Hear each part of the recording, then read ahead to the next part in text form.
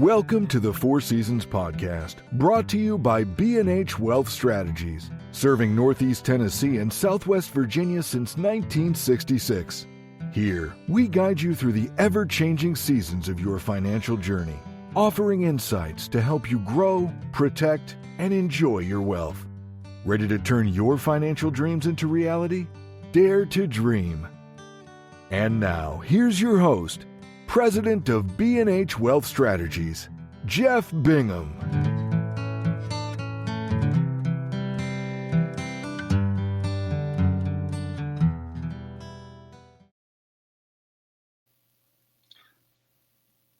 Your legacy matters, and Jeff Bingham explains how B&H Wealth Strategies can help you safeguard your estate and create a meaningful plan to provide for future generations. Welcome back, everyone. Skip Monty here, co-host / producer, back in the studio with President of B&H, Jeff Bingham. Jeff, how's it going? Going great, Skip. How are you? I'm doing just fine. I'm really excited to get going here today. So why don't we start off with Jeff? Does B&H offer estate planning advice or legacy planning services? We do. Of course, we're built on that. And one of the things that we say about B&H Wealth Strategies is that family is our business. And that's what estate and legacy planning is family, and could be charities and various things. And when you've been doing this as long as the firm, like I said, the firm was founded in 66, as the intro says, so almost 59 years coming up. On April 1st, we've got families that have been around with us since then. So you can, if you're doing that, you've got your legacy plan things going on. And so it's where we cut our teeth. And we're also kind of built on that because my dad, the co-founder, again, founded this. I came on board in 1989 and began to work with my dad. And now my son Jake is working with me as my dad has kind of passed the baton. So in the legacy plan of B&H Wealth Strategies, I'm kind of the link of the chain between those generations right there, which is really cool. And that's what we're working with our clients on. I had a meeting yesterday that was about 2.5 hours long with clients that have been with us. The lady has been a client of ours for probably 35 years, probably since before I started. I've got clients that have been here longer than I have, and that's quite something. The fact that I've got clients that have been around longer than I have is really kind of cool. But when I was talking, as I go through yesterday's meeting is that the couple that was in here yesterday that have been clients of mine for that 35 years, her first husband died about 15 years ago, about 5 years before my dad. And my dad and these folks were good friends. And if you ever walk in my office, you'll actually see they're kind of on our wall of fame as you come in and through the back door. So they've been an intricate part of B&H Wealth Strategies for that length of time. But as he passed away, she's now remarried and just got remarried at 81 years old, which is quite a unique thing. But it also creates a lot of unique challenges. Their kid, the husband and the wife that work, but the wife that was in here yesterday, they're also clients of mine. So you've got multiple generations in here, and they have children as well. And now you've got a new husband at 80 years old, and they have their own children and grandchildren, right? And we had a plan for that, right? So it's a different situation. So there's complexity to that, right? I mean, again, we try to keep these things as simple as we possibly can. There's complexity. There's homes in 3 different states. There's assets and there's income and there's where they live now, and how to sort all these things out. And that takes patience, it takes perseverance, and it takes some expertise that we fortunately have. And like I said, this is not expertise that has been passed down to me from my dad. I'm not sitting here saying that I'm the end all be all, but I've been trained by the best, and I have gifts that have been bestowed on me from the Lord above, and I know how to listen to my clients and have relationships with them. And again, as complicated as that situation can be, there are some pitfalls that are there when you're planning for something like that, because, a marriage that late in life, children that are on both sides of that, there could be eyebrows raised, right? And then there could be feelings. It could be hurt about assets and money. So you really have to be very gentle in walking through that and understanding, to listen to the clients. And you've got a couple that just got married that may not see it exactly the same way. and and they just don't, and so and so my job on my side of the table, or with Jake working in here with me, is to be very, very subtly gentle, listen, and then kind of as you see them begin to maybe break apart a little bit, you got to put it back together so you can come up with a plan, right? So you can talk about how you might solve these issues. And at the end of the day, as we were working through those things yesterday, we didn't come to absolute resolutions on all of it. The real estate, in some instances, is probably the most complicated part of it. But we will solve this when we're close to the solve on it, and it'll be an acceptable outcome, for both of them. The plan will be acceptable, and then also the children, I believe, there'll be no animosity, I suppose is the right word. So, that's just an example of one. I mean, they're not all that complicated. I've got clients. I mean, it was a conversation that I can't remember if it was you and I had, or I had with someone just recently, was like, what's the average age of your client, or what percentage of your clients is, 85 years, or let's say 80 years or older? It's 15% or so, maybe, and so that they're late in their season. And then if they get married and their kids are adults, maybe they have their own way, but they're taking care of mom and dad, or they're much more involved in taking care of mom and dad. So they're looking over mom and dad's shoulder about the money and the planning and the legacy planning that we're talking about. It's ground that you need to be careful when you're walking over with them. And I think, like I said, I was fortunate to train in this area under my dad, who was, again, he was a gentle soul, but a very strong personality as well, which is quite a unique thing to have. But he was in this room that I'm sitting in right here, which is his conference room. This is kind of his room here. He did that better than anybody I've ever seen. I've been around some of the best people in this business over years, and been fortunate enough to do that. And I've never seen anybody any better than him, and at doing that. And, fortunately, some of that rubbed off on me, and I'm trying to pass that along to Jake. So, I think we're good and unique at it because we've done it, right? Our family has done it with complexities. I came to work with my dad in 1989. My dad died in 2010, and my mom was still alive. And I have two brothers, one that has passed away, but two brothers at the time. And the business and the real estate that was here passed to me, right?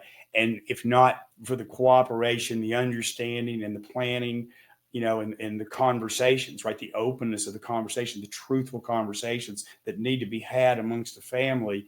If everybody didn't get along, understand what the plan was, you could see where that could create problems, right? Because this became my business. I didn't, and so the other things had to be ameliorated in a different manner.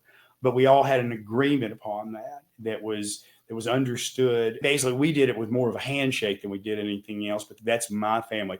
Not a lot of families or should do that, I would say, that because it's loose. But you got to have that trust. And they trusted my dad, and they trusted me and my brothers, and my mother, and it worked. But navigating those waters, right? Those can be pretty turbulent waters to navigate for any plan that's out there. If you look at my client list, the people that I've seen since January the 1st, and what my meetings look like next week, it is all about estate planning and legacy planning. Because what we go through first is what people want to know when they come in and sit down and talk with us is that they want to know, first and foremost, that their money that they have, is it going to take care of them? Is it going to last as long as they do, right? So we go through, the all seasons GPS that I've spoken of a couple of times to kind of determine that where are you, and are you going to have financial success and freedom and retirement dollars that aren't going to run out of time before you do? Trying to take into account all the inflation, the spending, the blind spots of long-term care, all the things that can come in. Try to think of all the blind spots and what the expense of what those blind spots might be, but also make sure that they're having their dreams and their goals met of enjoying a fun retirement, let's say, going on vacation and doing things. So, but if the money is there to take care of that, and you can get comfortable around that, then the next step is, here's how much money is going to be left over if you die. You go through that, and now you show at the end of the road for both on some calculated number. You don't know when any of these things are going to happen, but you have to put some data in there and assume death at some point in time. How much money is going to be left? What do you want to have happen with that money, right? Who do you want it to go to? How do you want it to go to? So you got $1 million retirement account, and you got children that inherit that. If they just dump it out in lump sum, what you're going to do, you're going to see that $1 million turn into about $700,000 or maybe less, maybe 650. You're going to pay 30 to 35%, but it doesn't have to work that way, right? So there's where you begin the planning process. Like, how do you plan that? How do you do you have kids that need special attention? Do you have grandchildren you want to give? Do you have charities you want to get to? What does that look like? Just a list of things.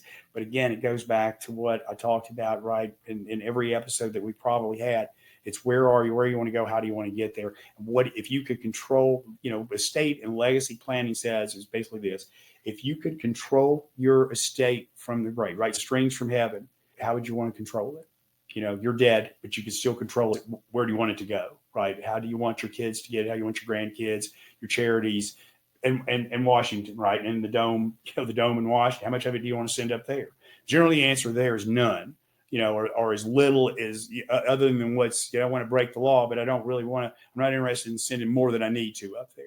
And if you don't have a plan, you'll send more than you need to up there. And your kids and your grandkids and your charities and everybody will get less. So, okay, well, that's the first thing you do. Well, how do we do that? And so you just sit down and go through the process. Tax considerations are absolutely complex. And as it relates to estate planning, it sounds like that's the first thing you do is try to address any tax considerations. How do you do that? How do you assist folks with that? Well, again, first of all, you have to understand, because they provided this, you have to understand where their assets are, right? Like, is it retirement plan assets? Are they after tax money? Is it before tax money? Or the Roth IRAs? There's a lot of complexities to that. Like, tax qualified monies, like 401k plans that become IRAs. So you think about what that kind of money looks like it's great. They are great accumulation vehicles because you get to put the money in on a before tax basis, right? And the money, and sometimes if you're working in a 401k, you get matching on top of that. So it's a great place to have. So all the money goes in on a before tax basis. So you get to use some of the money that you would otherwise be sending to Washington. So the government actually gives you, right? They kind of lease you out the tax money that would otherwise be going there, right? Which is really a good thing. But again, on the back end of that, every dollar that comes out of that is taxable. And every dollar that is inherited, if it's not, there are some ways to minimize. You're not going to get rid of it, but you can minimize and you can control it, right? What you want to do in those kind of assets is you can control the taxation on it. You can't get rid of it. There's no way to get rid of it. But again, the control over it, what the beneficiaries have the opportunity to do as far as receiving it. Like a husband and a wife, that kind of money that I just talked about right there, there is no tax ramifications upon the death. Let's say the husband dies first. It's his 401k or IRA plan. It's got, I do easy math. It could be 100,000, it could be $1 million, whatever the number is. But it passes to that spouse without any taxation on it whatsoever. But it passes to children or other grandchildren, et cetera. If not done right, they don't get that free pass on passing like the spouse does. Right. So they can either take it, and there's some nuance underneath this, but in today's world, they can take it two ways, basically. They can either take it as a lump sum, and that means it just comes out into the taxable world, and they're going to be responsible for all the tax. So again, $100,000, they would receive $100,000 of tax of IRA money, or what was 401k money. There's some differences, obviously, but it's all before tax money. Now it comes out, it's all taxable, right? Say it's $100,000, you inherit $100,000 like that, and you put it out there in the taxable world, you're going to lose 20 to 30% of it just like that. So in other words, $100,000 immediately upon taking it that way, receiving it as a lump sum like that, becomes $70,000 to $80,000. But it does not have to be done that way. You can set up, again, this is your legacy planning. You can set up a stretch IRA or a beneficiary IRA, as they're known. There's several different names of them. If it came from mom, like she survived dad and it came from mom, mom's name will stay on it. It'll be for the benefit of the survivor. If Skip's name would be on it, there's no taxation due at that point in time. Now you control the assets, you name your beneficiary to it, but you've paid zero tax on it. Now you have a beneficiary IRA that hadn't had any tax paid on it, and you control how you want it invested. You have to take some distribution from it each year. In today's tax world, you have to have it out in 10 years. We used to have better, before 2020, we had even better rules where you could stretch it over a lifetime. But it has to be out in what we call out in 10. It looks like how the IRS is going to rule on this. It's been a murky thing because it's a fairly new law that was passed, at the beginning of 2020, and COVID made everything kind of take a back seat on this from the Secure Act. Obviously, we had the CARE Act from COVID. So those kind of collided with each other. And so the Secure Act has had a little less attention until just now. We've seen letter rulings where they're coming down and ruling on these things. So I don't mean to go into too much complexity here, but you can control it basically. You do have to take it out, and you're going to bring some out into the taxable world. Let me tell you, but if you can take it out over 10 years versus at one point in time on $100,000, you take out $10,000 a year, you're not going to pay as much tax on that. You're going to keep the bulk of it working right over a period of time, and you're going to be, the future you is going to be in a lot better shape as a result of that. And mom and dad's legacy that they passed to you, that they worked their lifetime to accumulate, now to pass to the next generation or generations, as the case may be, is going to be a lot better off. And so their hard work is not just, diluted immediately upon their death and sent to Washington. Other assets, depending on what it is, a lot of people have like appreciated stock. They work for a company they acquired. A number of clients that'll have a pretty big position have what we call a very low cost in that stock, and it's appreciated in value. But that asset passed along to the next generation if they want to liquidate it or sell it or whatever they want to do with it. They get a step up in basis on that. That means if let's say that you bought a stock, your mom and dad bought a stock for $10, and it's now worth $100 when you inherit it.